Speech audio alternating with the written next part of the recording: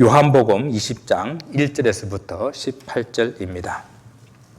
안식 후 첫날 일찍이 아주 어두울 때에 막달라 마리아가 무덤에 와서 돌이 무덤에서 옮겨진 것을 보고 시몬 베드로와 예수께서 사랑하시던 그 다른 제자에게 달려가서 말하되 사람들이 주님을 무덤에서 가져다가 어디에 두었는지 우리가 알지 못하겠다 하니 베드로와 그 다른 제자가 나가서 무덤으로 갈새 둘이 같이 다름질하더니 그 다른 제자가 베드로보다 더 빨리 달려가서 먼저 무덤에 이르러 구부려 세마포 놓인 것을 보았으나 들어가지는 아니하였더니 시몬 베드로는 따라와서 무덤에 들어가 보니 세마포가 놓였고 또 머리를 쌌던 수건은 세마포와 함께 놓이지 않고 딴 곳에 쌌던 대로 놓여 있더라.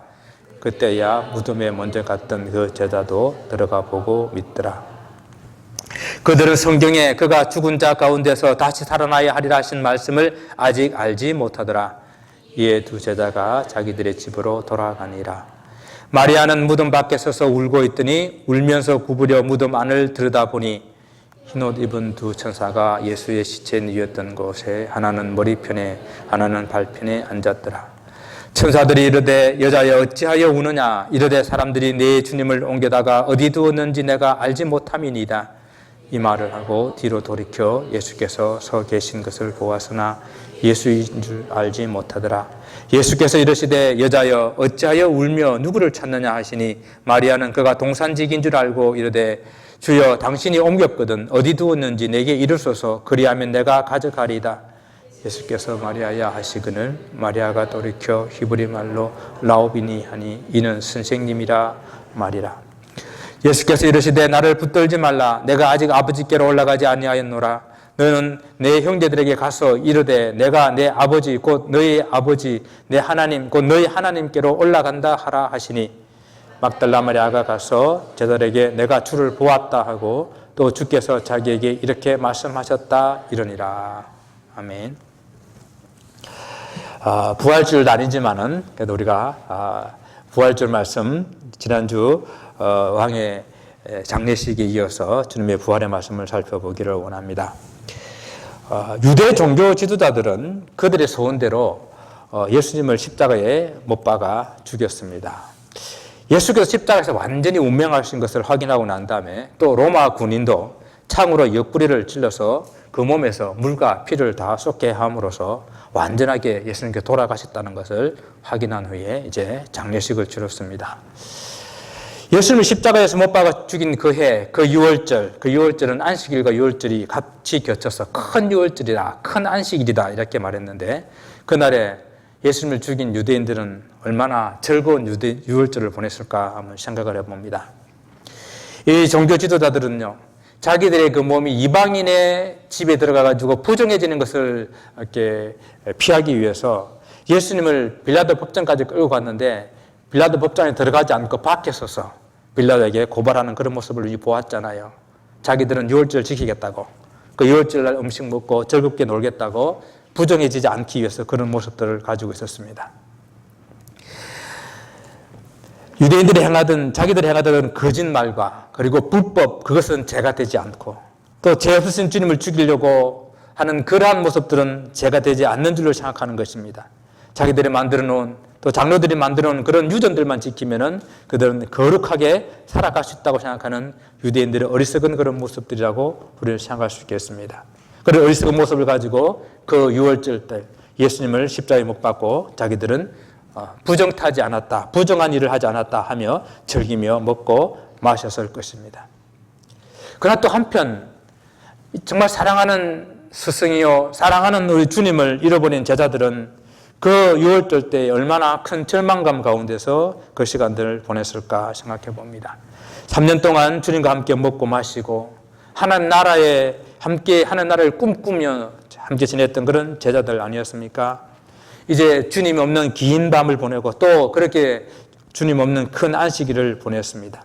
오늘 본 말씀을 보게 되면 그 안식일이 지나고 아침 일찍 아직 어두울 때에 여인들이 예수님의 무덤을 찾아간 이 사실을 보게 되면 그들의 6월절은 어떻게 보냈는지 어떤 마음으로 그 6월절을 지났는지 우리 짐작해 볼 수가 있습니다. 물론 오늘 본문에서는 막달라 마리아만 기록되어 있는데 다른 모든 공간 복음서를 보게 되게 되면은 다른 여인들 이런 여인들과 함께 그곳에 간 것을 알게 됩니다. 그들이 간 이유는 예수님의 그 시신에다가 향품을 이렇게 바르기 위해서 간 걸로 이해할 수 있습니다. 예수께서 십자가에 돌아가실 때에 니고데모와 아리마대 요셉이 유대인의 장례 예법에 따라서 장례를 치러줬잖아요. 우리가 지난주 살펴본 것처럼 예수님의 장례식은 정말 역대의 왕들이 치르는 그런 장례식처럼 많은 그런 향품, 100리트라라 되는 그런 많은 향품을 가지고 그 장례식을 치렀습니다. 그러나 이 여인들의 마음에는 그렇게 많은 향품도 부족한 거예요.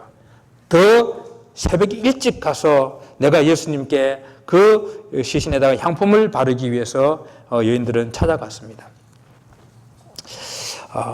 이 아리마대 요셉이 자기가 가족이 쓰기 위해서 사놓았던 그 한 번도 사용하지 않은 그 무덤을 예수님 위해서 내어준 이 사건은 많은 그런 이야기들을 우리에게 이렇게 해주고 있습니다. 이 무덤이 바위로 깎아 만든 무덤이라고 그랬잖아요. 바위로 깎아 만든 이 무덤이기 때문에 이 시신을 그곳에 안치해주게 되면 한 가운데에, 정 가운데에 시신을 안치해주는 방이 있어요. 그럼 그 위에다가 시신을 안치해놔놓고 그 향품을 바르고 두고 되면은 일반적으로 그런 시신들은 1년 동안 그 안치대 위에다 그냥 두어요. 그렇게 되면은 시신이 완전히 이렇게 부패하죠. 그러나면은 그 뼈를 다시 조그만한 이 함에다가 석회암으로 만든 함에다가 넣어서 각 방에다가 두는 것이 가정묘예요. 그러니까 그 곳에 마리아가 가가지고 이 막달라 마리아와 여인들이 가서 예수님의 그 시신에 향품을 바르기 위해 찾아가는 것입니다. 만약 아리마대 요셉이 자기 무덤을 예수님께 드리지 않았다면은 이 장례식에서 여인들이 찾아갈 필요도 없고 찾아가도 할 일이 없어요. 왜냐하면은 예수님도 똑같은 다른 죄인들과 마찬가지로 예루살렘 외곽에 그런 죄인들이 묻게 되는 그런 무덤에 땅을 파서 그냥 매장하면 끝나는 것이죠. 그런데 아리마대 요셉은 자기의 무덤을 예수님께 내어줌으로 말미암아서 그렇게 다시 예수님의 시신은 향을 바르고 1년 동안 그곳에 시신을 두었다가 이렇게 조그만한 함에다가 넣어두는 그런 장례 예식을 갖추게 되는 거죠. 그래서 예수님께서 말씀하시게 될 때에 예수님을 따르려고 하는 한 사람이 내가 내 아버지가 돌아가셨는데 아버지의 장례식을 하고 내가 와서 주님을 따르겠습니다 라고 말하니까 주님께서 죽은 자들로 죽은 자를 장례하게 하라 하시면서 너는 나를 따르라 말씀하셨잖아요. 이것이 바로 뭔가 하면은 이스라엘 장례 습관에 따라 가지고 1년 동안 그곳에 놓아두었는데 놓아둔 그것은 1년 동안 그곳에 가만두었다가 1년 후에 장례식을 하기 때문에 급한 일이 아니라는 이야기죠. 그러니까 주님께서는 그것을 두고 나를 따르는 것이 먼저 우선순위다라고 말씀하신 그것도 우리는 장례 습관을 따라서 우리가 이해할 수가 있는 것입니다. 이렇게 아리마대 요셉이 자기의 무덤을 주었기 때문에 또 여인들에게는 무덤을 찾아가면서 걱정이 있었어요. 그래서 뭔가 하면은 큰 그 돌로 된 그 문을 누가 우리를 위해서 옮겨줄까? 부자들의 있는 가정묘는 입구를 막아두는 돌은 아주 큰 돌로 이렇게 막아두어서 일반 남자들도 그 돌을 옮길 수가 없는 그런 돌이었습니다. 유대의 장례 습관에는 장례를 치르게 될 때에 그 무덤 안에다가 함께 이렇게 보물들을 함께 이렇게 두기 때문에 무덤을 도굴 하는 사람들이 많이 있었습니다. 도굴을 엄격한 법률로 다루고 있었지만은 많은 도굴꾼들이 있었다라고 이야기합니다. 그래서 어떤 그 예루살렘의 그 무덤들을 발굴했는데요. 어떤 무덤을 보니까 무덤 그 위에 뚜껑에 뭐라고 적혀있는지 아세요? 이곳에는 보물이 없습니다 라고 적혀 있어요. 자꾸 도굴해 가니까 이건 진짜 보물이 없으니까 뚜껑 열지 말라는 거죠. 그 안에 보물이 있었을게요 없을게요? 그 정도로 그 도굴이 심했었어요. 그렇기 때문에 이 부자들의 무덤은 그 무덤 입구를 큰 바위로 봉을 해가지고 홈을 파서 그냥 돌이 굴러가지 않도록 만들어놔서 이렇게 많은 사람들이 한꺼번에 이렇게 돌을 옮길 수 있도록 그렇게 해놓았습니다. 그런데 이 막달라 마리아와 여인들이 걱정하면서 무덤에 도착했을 때에는 이미 무덤에서 돌이 옮겨져 있었습니다. 오늘 우리가 부활 찬송인 것처럼 천사들이 그 돌을 옮겨 놓은 것이죠. 돌이 옮겨져 있고 무덤이 열려 있는 것을 보고 이 여인들은 바로 드는 생각이 예수님의 시신을 누가 가져갔구나.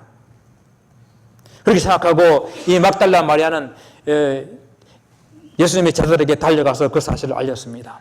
그 사실 이야기를 듣고 또 예수님 제자들 요한과 베드로가 무덤으로 달려갔습니다. 확인해 보니까 정말 그 무덤은 열려 있고 주님은 계시지 않았습니다. 왜 주님께서 계시지 않았습니까? 우리가 아는 것처럼 예수님께서 내가 다시 살아나리라고 하시는 그 말씀처럼 주님께서는 정말로 죽으시고 다시 살아났기 때문입니다. 그런데 그 이른 새벽에 찾아간 그 여인들이나 예수님 무덤이 열려 있는 것을 보고 달려갔던 그 제자들이나 예수님의 그 부활을 믿지 못하고 있었다라는 것입니다. 예수님께서 다시 살아나리라라고 하신 그 말씀을 여전히 믿지 못하고 있었다라는 것입니다.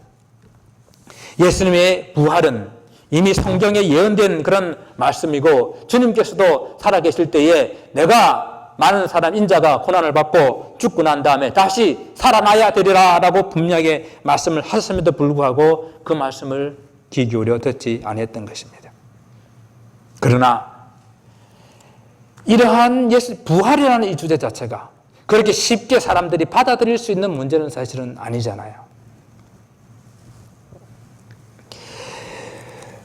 그러나 분명한 우리 기독교는 다른 모든 종교와 다른 차이점이 있다고 한다면 그것은 부활신앙입니다. 여러분은 예수께서 부활하셨다라는 이 분명한 사실을 혹시 믿으십니까? 감사합니다. 기독교를 좀 좋은 종교라고 생각하는 그런 사람들조차도 다른 건 내가 믿겠는데 부활했다고 하는 그건 내가 못 믿겠다라고 하는 사람들이 많이 있어요. 심지어는 교회에 다니시면서도 부활만큼은 좀 믿지 못하겠다라고 말하는 그런 사람들이 있습니다. 죄송한 이야기지만요. 부활을 믿지 못하면 참 신앙인이 아닙니다. 부활을 믿지 않으면서 예수님을 믿는다는 것은 가능한 일이 아니에요. 왜? 예수님께서 분명히 말씀하지 않았습니까? 나는 부활이요 생명이니 나를 믿는 자는 죽어도 살겠고 살아서 믿는 자는 살아서 믿는 자는 무릇 죽지 아니하리라. 영원히 죽지 아니하리라는 이 말씀, 이게 우리 주님께서 하신 말씀인데 이 말씀하신 그 주님의 말씀을 믿는다고 한다면 주님께서 생명이고 또 부활이심을 믿는 것이거든요. 바울은 예수님의 부활이 없었다면 우리의 믿음은 다 헛것이고 그리고 우리가 전하는 것도 아무런 소용이 없는 것이고 오히려 우리는 다 거짓말쟁이라고 그랬어요. 만약 예수께서 다시 사신 것이 없었다고 한다면 그 주님은 그냥 죽음의 권세 아래 있는 한 인간에 불과할 것이기 때문에 예수를 우리가 믿더라고 하더라도 우리도 여전히 죄 가운데서 죽을 수밖에 없는 그런 인생이 될 수밖에 없다는 이야기입니다. 따라서 예수님의 부활을 믿지 않는다면 어떤 다른 말로 우리가 신앙을 고백하더라도 우리는 구원받을 수 없다는 사실을 분명하게 인식해야 할 것입니다. 기독교의 생명이요 가장 중요한 핵심 있는 부활을 쉽게 받아들이지 못하는 사람들은 여러 가지 이유를 가지고 그것을 설명하고 또 예수님의 부활을 부정해 왔습니다. 예수님의 부활을 부정하는 사람들 이야기를 한 세 가지로 한번, 여러 가지 있지만은 세 가지로 한번 나눠서 생각해 보기를 원합니다. 첫 번째, 기절설이라는 거죠. 이것은 예수님께서 십자가에서 완전히 돌아가신 것이 아니라 그 십자가의 고통이 너무도 커가지고 잠시 기절하셨다는 거예요. 기절하시고 난 다음에 예수님 시신을 그 무덤에 시원한 그 무덤 동굴에다가 넣어두었더니 예수님이 다시 깨어나셨다라는 것입니다. 예수님께서 십자가 위에서 문명하셨다는 것은 그의 함께 보았던, 가까이서 보았던 사람들이 이미 확인했었고 그리고 로마 군인들도 확인을 했습니다. 만약 숨지지 않았다면 그 다리를 부러뜨려서 이렇게 목숨을 끊어야 되는 그런 순간인데 이미 예수님께서 돌아가셨기 때문에 그렇게 하지 않았다고 성경 기록하고 있지 않습니까? 만약 잠시 기절을 했다면 그 로마 군인이 옆구리에다 창을 찔렀을 때에 깜짝 놀라서 다시 깨어났을 것입니다. 그리고 온몸이 만성창이 되도록 신문을 다하고 채찍에 맞고 머리에 가시갈 면류관을 쓰고 그리고 손과 발에 못이 박히고 옆구리에 창이 찔렸는데 어떻게 그렇게 짧은 시간에 온전한 몸으로 사람들 앞에 다시 나타날 수 있을까요? 부활 외에는 설명할 길이 없습니다. 여러분, 기독교에 대해서 아주 적대적이었던 로마 역사학자 타키투스라는 사람이 있는데요. 그는 그의 역사책에서 이렇게 기록합니다. 크리스찬은 그리스도라는 이름에서부터 나왔는데, 그는 티베리우스 시대에 우리의 행정관 중 하나인 본디오 빌라도에게 의해 극형을 받았다. 이 역사 기록이에요. 로마 역사 기록에 예수님을 반대하는 사람이지만은 그가 어떻게 죽었는지, 누구에 의해서 죽었는지 기록해 있는 역사 기록이라니까요. 로마 총독 본디오 빌라도라는 역사적인 인물에 의해 십자가 사형을 당하심으로 그 주님의 죽으심에 대한 확실함이 드러나게 되었고, 주님의 죽음의 확실함은 또한 주님의 부활의 기초가 됩니다. 두 번째는 이제 환상설이라는 거예요. 환상설. 예수님께서 돌아가시고 난 다음에 예수님을 너무 사모한 제자들이, 예수님 너무너무 보고 싶어하는 제자들이 마음에 병이 생겨서 그 예수님을 환상 가운데 보았다라는 것입니다. 환상으로 본 예수님께서 부활하신 것으로 착각했다라는 이야기죠. 사람이 너무 사모하면 죽은 후에도 꿈에 나타나기도 하고 환상을 볼 수도 있겠지요.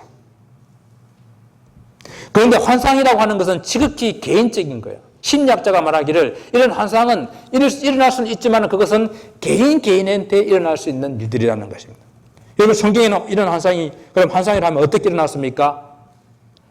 이 사람도 보고 저 사람도 보고, 예수님 제자들 중에서 도마가 없는 데에 10명의 제자들이 함께 보고, 나중에는 도마가 있는 자리에서 11명이 함께 보고, 나중에는 500명의 제자들이 함께 보는 이런 환상이 어디 있어요?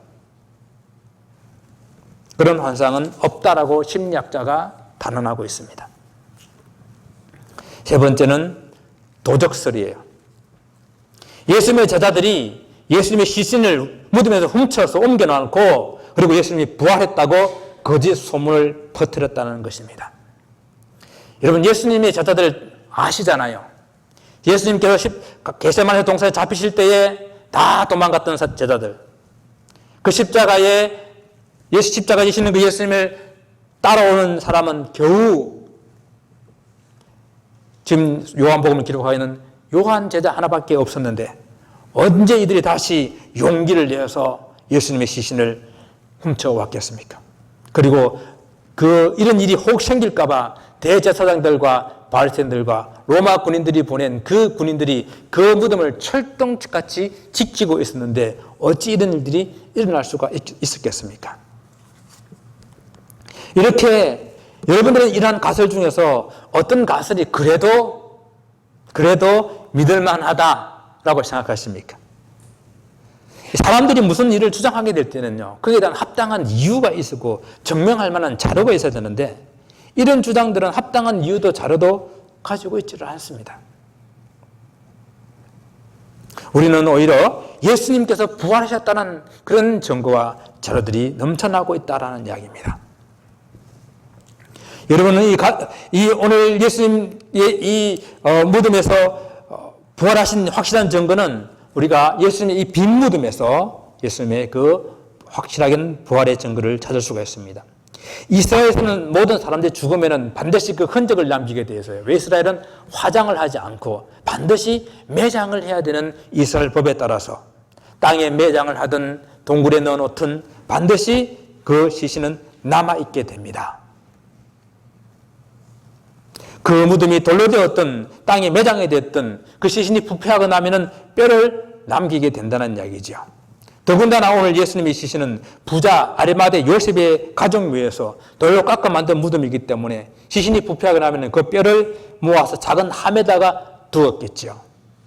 그러면 그 무덤은 지금 다 그 예수님 당시 때는 모두가 다 아리마대 요셉의 무덤이 어디에 있는지 다 알고 있었는데 1년 후에 그 시신의 함에서 예수님의 뼈를 찾아냈겠죠. 그런 기록은 전혀 없습니다. 예수님의 무덤은 빈 무덤이었습니다. 예수님의 빈 무덤은 부활의 가장 강력한 증거가 됩니다. 예수님을 장사하고 이틀이 지나고 사흘째 아침 일찍 어두운 때에 무덤을 찾아갔는데 이미 그 예수님의 무덤은 비어 있었습니다. 자, 마리아와 제자들이 무덤을 찾아갔을 때 상황을 좀 더 자세하게 한번 생각을 해볼까요? 무덤에 가장 먼저 도착하여 예수님의 무덤이 비어 있다는 것을 본 것은 여인들이었습니다. 그리고 제자들에게 알렸을 때에 요한과 베드로가 예수님 무덤을 해서 달려갔습니다. 아마 요한이 젊기 때문에 더 빨리 달려갔던 것 같아요.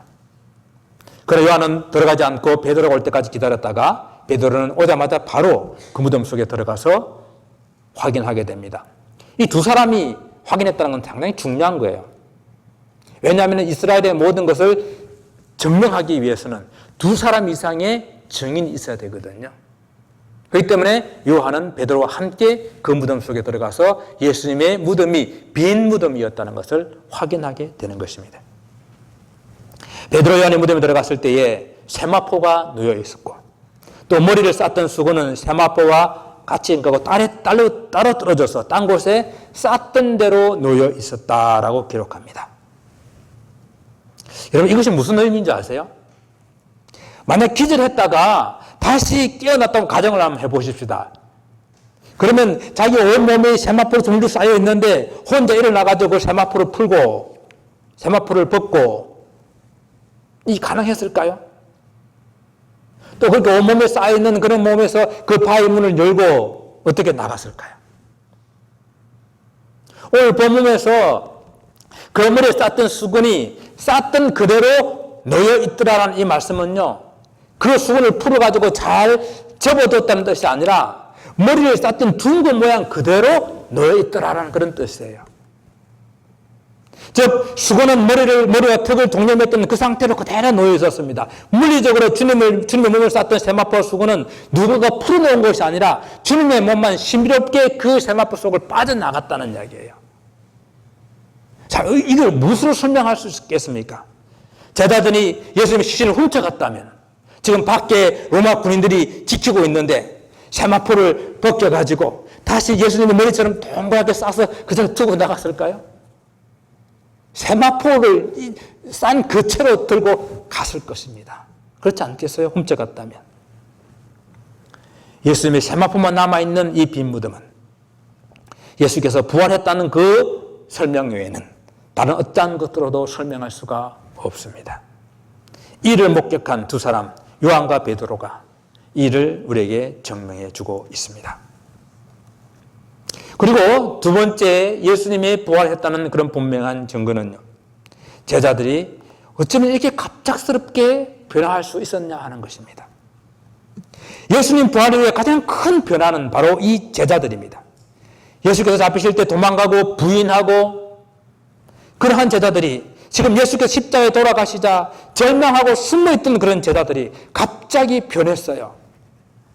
예수님을 십자가에 사형시킨 바로 그 예루살렘에서 숨죽여 있어도 부족한데 사람들이 잡힐까 봐 숨어 있어도 부족한데 그들이 밖으로 뛰어나와서 그 예수님이 부활했다고, 그 예수님이 참으로 하나님 보신 메시아라고, 이 유대인들이 그 메시아를 죽였다고 회개해야 된다라고 선포하고 다니는 이 일이 제자들을 통해서 일어났다는 이야기입니다. 아주 담대하게 그들의 목숨을 걸고 사람들 앞에 주님의 복음을 전했습니다.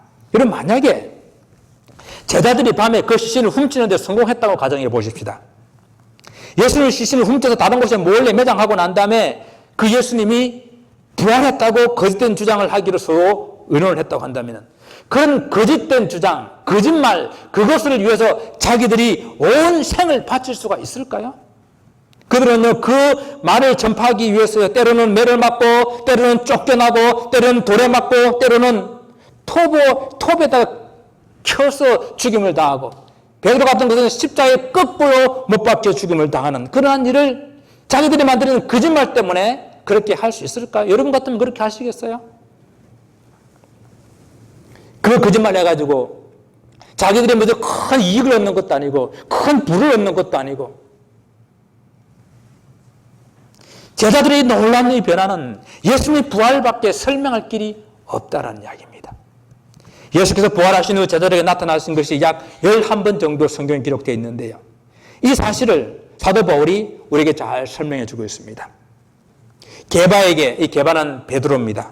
게바에게 보이시고 후에 12제자에게와 그 후에 500여 형제들에게 일시에 보이셨나니 그 중에 지금까지 대다수는 살아있고 어떤 사람은 잠들었으며 그 후에 야고보에게 보였으며, 이 야고보는 예수님의 형제 야고보입니다. 그 후에 모든 사도에게와 맨 나중에 만삭되지 못하여 난 자 같은 내게도, 이 내게는 사도 바울입니다. 보이셨느니라. 이 고린도후서 15장에 부활을 설명하면서 이렇게 주님이 이렇게 나타나 보여주셨음을 말씀해 주고 있습니다. 여러분, 예수님 동생 야고보를 생각해 보시기 바랍니다. 그는 예수님의 같은 형제이면서도 예수님을 믿지 못했습니다. 어쩌면 예수님의 형제이기 때문에 예수님을 더 못 믿었을지도 몰라요. 그런데 그가 부활하신 예수님을 만나고 난 후에 그는 초대교회, 예루살렘 교회의 의장이 될 정도로 가장 그런 변화의 삶을 살았던 사람이 바로 예수님의 동생 야고보입니다. 우리가 너무도 잘 아는 사도 바울을 보세요. 예수 믿는 자들을, 성도들을 핍박하고 잡아서 오래 넘기기 위해서, 또 스데반을 죽이는 그 일에 앞장서서 일을 했던 그 사도 바울이 이제 다메섹에 있는 성도들까지 잡아가지고 오게 넘겨주기 위해서 기세등등하게 그 길을 가고 있다가 부활하신 예수님을 만나게 됩니다. 그러고 난 다음에 그의 삶이 완전히 변화받지 않았었습니까? 바울이 만약 예수님이 부활이 없다고 한다면은 지금까지 그가 살아왔던 모든 인생 가운데 가장 불쌍한 인생이다, 가장 불쌍한 사람이다라고 말을 하고 있습니다. 이렇게 예수님의 제자들, 예수를 만난 사람들의 놀라운 변화는 예수님의 부활로밖에 설명할 수 없다는 이야기입니다.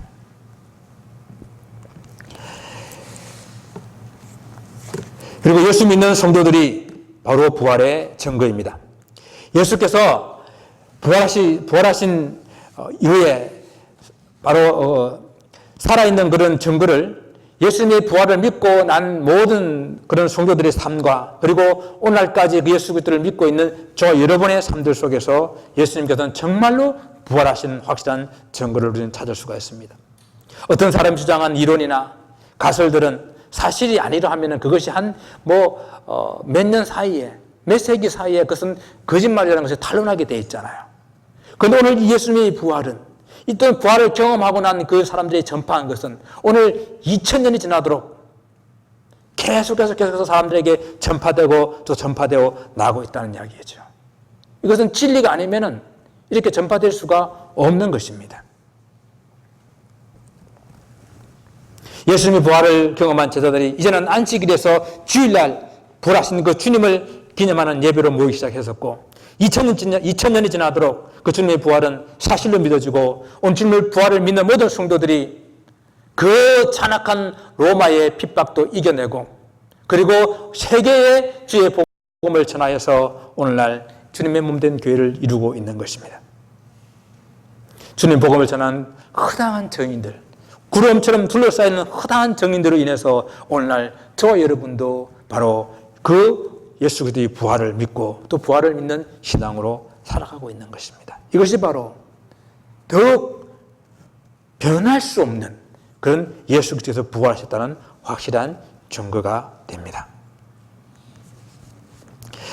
우리 부활하신 주님께서 2000년 전에 예수님께서 부활하신 바로 그날 때에, 사실 오늘 본문 말씀 보게 되면 예수님의 부활을 막달라 마리아와 또 예수님의 부활을 제자들도 제대로 믿지 못하고 있었던 것을 우리는 봅니다. 이는 성경에서 말씀을 믿지 못했던 사람들, 예수님께서 부활하시겠다고 말씀을 하셨지만 그 말씀을 믿지 못했던 그러한 이유 때문입니다. 오늘 우리는 본문에서 이 막달라 마리아 얘기를 한번 살펴보고 하늘 말씀을 이렇게 마치기를 원합니다. 막달라 마리아가 바로 그런 사람이었습니다. 무덤으로 달려왔던 베드로와 요한이 바로 그런 사람이었습니다. 무덤에서 예수님을 찾지 못해서 막달라 마리아는 슬픔에 차서 울고 있었습니다. 이 막달라 마리아가 울면서 예수님을 머리를 숙여가지고 무덤 안을 살펴봤을 때에 무덤 안에 흰옷을 입은 천사가 한 천사는 머리에, 한 천사는 예수님의 발 있는 자리에 이렇게 서 있었다고 했습니다. 그래서 이 막달라 마리아는 예수님의 시신을 어디에 두는지 알고 싶다고 그 천사에게 가르쳐 달라고 그랬죠. 그 말을 하고 있는 뒤에 심지어는 바로 자기 뒤에 부활하신 예수님께서 서 계신데도 그가 동산지기인 줄 알고 예수님의 시신을 어디에 뒀는지 알려달라고 부탁을 하고 있습니다. 무덤에서 예수님의 시신이 없어지고 세마포만 놓여있는 것을 본 베드로와 요한은 또한 무슨 생각을 했을까요? 오늘 성경 말씀 보시게 되면요, 그 예수님 시신이 없는 것을 보고 믿었더라라고 말하는데, 이 믿었다고 이야기는 예수님이 부활을 믿었다는 그런 이야기는 아닌 것 같아요. 왜냐하면 그 뒤에 이 막달라 마리아가 예수님이 부활하신 예수님을 만나고 난 다음에 전했을 때에 여전히 그들은 믿지 못하고 있었거든요. 이 믿었다는 이야기는 예수님이 정말로 그 무덤에 안 계시는구나라는 것을 확인했다는 그런 의미인 것 같습니다. 오늘 이 본문 말씀에 9절 10절 말씀을 보게 되면 그들은 성경에 그가 죽은 자 가운데서 다시 살아나야 하리라는 말씀을 아직 알지 못하더라. 그리고 그들은 집으로 돌아가고 있는 모습입니다. 그러나 주님께서는 당신의 죽음을 인해서 슬픔에 빠져 있는 사람들, 당신의 시신을 찾지 못해서 슬픔에 처해 있는 사람들을 찾아가서 만나 주심으로 그들로 하여금 부활의 신앙을 갖게 해 주시고 있습니다. 슬픔에 빠지고 있는 그런 마리아를 찾아가 주님께서 만나 주셨는데요, 여기서 마리아가 울고 있는 그런 모습은 그냥 슬픔에 흐느끼고 있는 것 정도가 아니라 정말 통곡을 하고 울고 있는 그런 어떤 모습이라고 이야기합니다. 주님께서 십자가에 돌아가신 일도 슬픈 일인데 그 시신마저 없어졌기에 통곡하고 있는 마리아의 모습이죠. 처음에는 주님인지 알지 못했지만 주님께서 마리아를 찾아와서 마리아야 라고 부르실 때에 부활하신 주님을 그는 보게 되었습니다. 그는 너무나 반가운 나머지 주님을 이렇게 붙들려고 했었습니다. 주님께서 내가 아직 아버지께로 올라가지 않았으니 붙들지 말라라고 말씀하십니다. 이 말씀도 우리가 오해해서는 안 돼요. 주님의 부활은 우리가 눈으로 볼 수 있고 만질 수 있는 그런 육체와 영의 함께 하시는 그런 부활이에요. 주님께서 그 몸을 만지지 말라고 한 것은 주님의 몸이 신령한 영체이기 때문에 만지지 말라는 것이 아니라 이 만지지 말라고 하는 것은 꽉 붙들어 두지 말라라, 이 땅에 붙들어 두지 말라라는 그런 뜻입니다. 주님께서는 다시 하늘로 올라가야 되실 분이기 때문에 이 땅에 붙들려 계실 분이 아니다라는 그런 말씀이죠. 저는 오늘날 이 교회들이 점점 더 힘을 잃어가고 있는 이런 교회들의 모습을 바라보면서 예수님의 부활은 힘을 잃어가고 있는 교회들에게 새로운 생명력을 부어줄 수 있는 생명의 원동력이 된다고 생각합니다. 이 땅에서 눈에 보이는 것 전부가 아니고 또는 죽음이 이 땅에서 끝이 아니기 때문에 정말 눈에 보이지 않는 영원한 세상이 있고 그리고 죽음으로 끝나지 않고 영원한 세상에 주님과 함께 살 수 있는 그런 성도의 부활이 있다는 사실을 우리가 믿을 때에 오늘날 교회가 이 부활신앙으로 다시 일어나야 할 것입니다. 불갑을 썩지 아니할 그 영광의 몸을 입고 주님과 함께 영원히 삶을 살게 될 그 부활의 신앙이 교회들마다 선포되어야 될 것입니다. 주님의 부활이 없는 세상은 그야말로 슬픔의 세상이요 절망의 세상입니다. 우리 민족을 한번 예를 들어서 한번 생각해 보게 되면 정말 주님의 복음을 알지 못했던 우리 대한민국, 우리 조국은 정말 절망 가운데 있었던 그런 조국이었습니다. 주님을 알지 못하는 우리 민족은 그야말로 슬픔과 절망 가운데 있었던 그런 조국에 1885년 4월 5일 부활절 아침에 주의 복음을 들고 인천 제물방으로 온 두 선교사가 있었습니다. 그분이 바로 언더우드 선교사와 아펜젤러 선교사입니다. 그분들이 처음에 발을 딛고 이 땅에 들어와서 드린 기도가 이런 기도가 있었다고 합니다. 우리는 부활절 아침에 이곳에 왔습니다. 그날 그 사망의 권세를 이기신 그 주님께서 이 백성들 얽맨 이 결박을 끊어사 하나님의 자녀로서 자유와 빛을 얻게 하옵소서. 정말 부활절 아침에 우리 어둠 속에 있는 우리 사랑하는 조국 대한민국을 찾아오셔서 그 복음의 빛을 부활의 그 빛을 비춰주셨기 때문에 우리 대한민국이 소망을 얻게 된 것입니다. 언더우드 선교사님 연세대학을 세우시고 그리고 장로교회에 큰 그런 업적을 남기시고 또 아펜젤러 선교사님은 배제학당을 세우고 이 감리교회에 큰 업적을 남기는 그런 선교 사역이었었습니다. 부활절에 부활의 복음을 듣게 우리나라가 소망을 가지고 일어나서 정말 전 세계 역사 가운데에 유례가 없는 그런 선교 역사, 그런 교회 부흥의 역사, 그런 큰 기적을 이루게 되었는데 채 100년이 지나고 200년도 되기도 전에 오늘 우리 대한민국은 더 이상 이제 기독교가 성장하지 않고 기독교가 더 이상 사회에 아무런 영향력을 미치지 못하는 그런 교회가 되었습니다. 미국도 마찬가지입니다.